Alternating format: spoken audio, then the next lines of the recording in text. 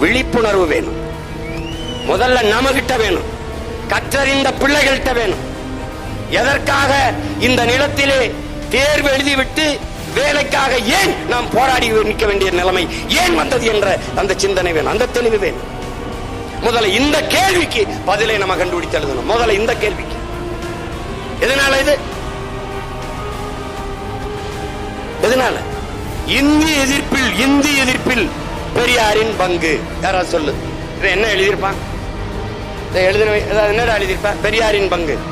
பெரியாரின் பங்கு என்ன? இந்த காட்டு மிராண்டிகளை சுட்டு தள்ளுங்கள். இதான்டா பெரியாரின் பங்கு. மறுப்பவன் எவன்? இந்தி நாம் வேண்டாம் என்று சொல்வது இங்கிலீஷ் வராமல் போய்விடும் என்பதற்காகத்தான் என்று பேசிய பெருமகன் நம்ம ஐயா ராமசாமி ஐயா தான்.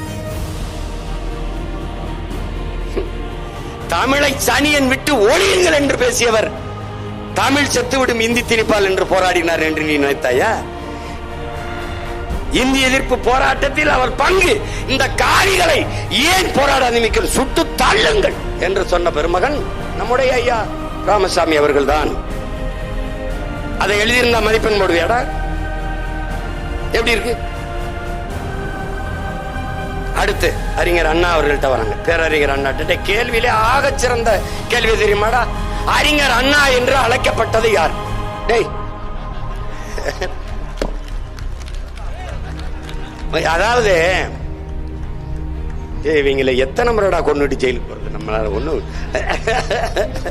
அது திராவிட மாடல்.